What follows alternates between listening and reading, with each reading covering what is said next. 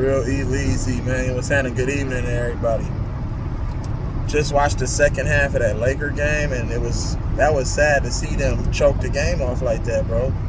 And LeBron had a great first half. He still ended up with 39. See, LeBron still he's going to end up with his numbers at the end of the day. But are those numbers are they going to reflect winning? And they're not going to reflect winning. It doesn't matter how many assists he gets. It's not about the numbers and the analytics of the game is what I be trying to explain to people. His numbers are not impactful. When he's on the court, the only number that should matter is a plus or minus when he's on the court. So if you want to look at all those other blank stats that he throws up, scroll all the way down and go look at the plus and minus of the game. That's going to tell you everything you need to know. You know what I'm saying? Because that means that he's just playing one side of the ball. Is he giving any effort? Are they maintaining the lead when he's on the floor? You know what I'm saying? For the total minutes that he's on the floor, you know what I'm saying? Are they maintaining a lead, or are they playing catch up or trailing for most of the game in the game? Like, you know what I'm saying? Do they have a commanding lead throughout the game? Like, that's where it's most impactful, is your plus and your minus at the end of the day. So, you know what I'm saying? But the Lakers, they were already finished before the season started. Even with Russ, even with AD, even with Carmelo, even with LeBron, all of them on one team, right? All of them on one team, it just wouldn't work. It won't work, bro, because they have no chemistry. Of course, they know each other. They've been in the league. They've been professionals. They played on all-star teams, Olympic teams. You would think that it'll be easy to coexist and function and have a lot of chemistry, but you have to account in all the other guys. They have a lot of new guys, bro. This is a whole different team than last year. And the team last year was a whole different team than the previous year.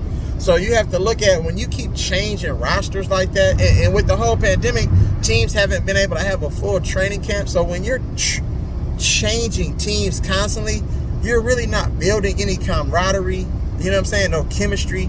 You're not building that solid foundation that you need in order to sustain, you know what I'm saying, or build a championship, you know what I'm saying, contender. Like, you feel what I'm saying? If you look at all these other teams, these, like the New Orleans Pelicans, they have a lot of young guys, but they're learning on the fly because they have great leadership, great coaching. You feel me? They traded for an impact player in C.J. McCollum to pair along with Brandon Ingram. You feel me? And Brandon Ingram has been a former All-Star before. So, I mean, and then they have a lot of guys that get that shit out the mud. The Trey Murphy, the Jackson Hayes, you know what I'm saying? They got a veteran center in, you know what I'm saying, Valanciunas. You know what I'm saying? And then Willie Green has been a professional his whole career. He's been a consummate professional. You get what I'm saying? So that's the right mind to lead these young guys. Because Willie Green is old, but then he's still young to where he can still relate and connect with these younger guys coming into the league. You feel what I'm saying? And it seems like they kind of respect, you know what I'm saying, what he's bringing from a leadership standpoint, you know what I'm saying, on the coaching, you know what I'm saying, on the coaching side of things. You feel what I'm saying?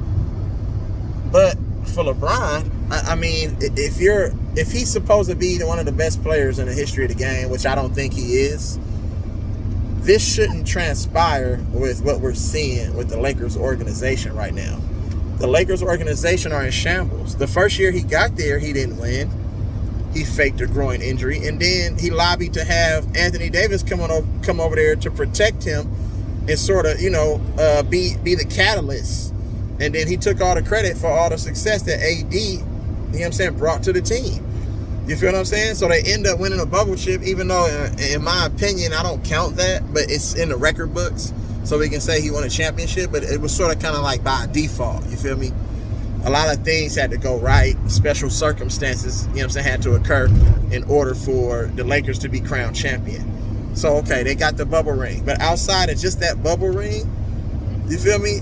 The Lakers have done nothing since LeBron came. And I believe that when they traded their whole team, you know what I'm saying, for Anthony Davis and fucking bringing in LeBron, you broke up what the Lakers had going. See, the Lakers were trying to build through the draft, bro. The Lakers are an organization who's used to being at the top, who's used to winning. You know what I'm saying? And it was a lot of years that the Lakers weren't good, you feel me, under Kobe, because they didn't want to give Kobe, you know what I'm saying, a good squad. They didn't want to give Kobe a good squad because they didn't want Kobe to surpass Jordan. Kobe was going to surpass Jordan, you feel me, in championships. But they allowed the Lakers to have shitty squads under Kobe, you feel me? And then they finally had a breakthrough. And it ain't like they had all-star players. They sort of just built that and said, we're going to work with the players. These players, we're going to work with these players. You feel me? We're going to work with what we got. We traded for Powell. Even though, like, Powell is not a game changer. He's not going to go ahead and carry you and win you a championship. Powell is just going to be Powell. The same Powell that he was in Memphis, he was a little bit less than that for the Lakers. But it equated to winning because Kobe, you know what I'm saying, he kind of spearheaded and changed the mind frame of everybody on that roster. See, Kobe had his eyes on the prize. He said, okay, let's go and handle our business. We working. You know what I'm saying? He went to motherfucking Pau Gasol's room when he first got there. Damn near like 2-something or 4-something in the morning. You know what I'm saying? And Pau was like, wait a minute, hold on, we can do this shit tomorrow. He said, no, hit me. I'm touching down. I'm coming tonight. You know what I'm saying? I want to holler at you because this is what it's about. You know what I'm saying? I'm about winning championships. But they didn't allow Kobe and those Laker teams, you know what I'm saying, to have good rosters. LeBron has had a great roster, good rosters for most of his entire career. So you would think that by this time, he should have surpassed Jordan and Kobe as far as the most championships, and Magic and Kareem. You feel me? But he couldn't because LeBron really wasn't built like that as far as championships. See, LeBron just had an ego. He just wanted to be the man. He wanted to put up these stats, but he wanted to have all these great players and Hall of Fame players around him to sort of do all the dirty work and make him look, you know what I'm saying, like he was leading the charge. When really, we're seeing that he really isn't a great leader. So he's having the career of his life right now, but the Lakers are in worse shape, you know what I'm saying, than when they first obtained LeBron through free agency. You feel what I'm saying? So how does that work? Like, they're empty stats, and we're just saying that he's stat padding. We're just saying that he's stat padding, bro. That's all we're saying. I can't respect the nigga who go about his business like that. At the end of games, if he's not winning, he's walking off the court in a loss. But when he's winning, he's a crazy motherfucker. You know what I'm saying? He can't be stopped. He's an animal. He's a motherfucking problem. And he's handshaking all the teams with special handshakes.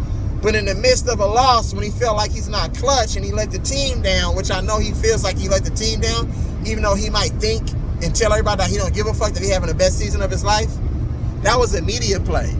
You know what I'm saying? That nigga ain't having the best season of his life. You feel me? Because every day, his squad is getting talked about. And it's a squad that he's on. You know what I'm saying? And he's supposed to be the best player and the best leader. So it's really exposing a lot about him. So it's no way, you know what I'm saying, that you can be having the best time of your life when your teammates and your coaches is constantly being thrown under the bus. He hears the chatter about him because he responded to all the, you know what I'm saying, social media fans and critics saying that y'all keep talking about my squad. Keep talking about my squad. You know what I'm saying? Watch. Keep that same motherfucking energy. Y'all saying we too old, we too slow. You know what I'm saying? This and that. Keep talking about my squad. Keep the same energy. So that's all we're doing is fulfilling his wishes, you know what I'm saying, by keeping the same energy. We getting at that nigga disrespectfully because we just feel like this nigga is a phony and a fraud. You get what I'm saying? And I stand on that shit. I seen this shit 20-some years ago. I've been saying this shit for the longest, bro. This is not nothing new to me. This nigga has been a phony and a fraud, nigga. They have been coddling him, protecting him, giving him all of these awards, making this, putting him on the front scene. But then behind the scenes, this nigga out here trying to get niggas checked, kicked off teams, all type of shit. You feel what I'm saying? And that's the type of nigga that this motherfucker is. He's a phony and he's a fake. And he's a runner nigga like Jackie Joyner. You feel me? That's period, point blank. He's a runner. He's a track star. He's gonna run away when it gets hard. Cause he's a runner, he's a track star.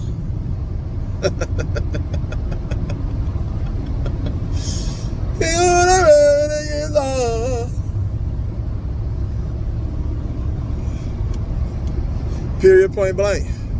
You know what I'm talking about? The guy sits out every other night when it's an important game. He can't afford to low manage at the end of the season. If he wanted to low manage, he should have started that at the beginning of the season. If he wants to play with his son and he wants to preserve his career and he know that the Lakers are not going to win another championship no time soon, and it's all about playing with his son at this point, and it's not about the money, and it's not about winning, and it's not about none of that, just sit out, bro. Why are you trying to chase records? Just let your career live where it is.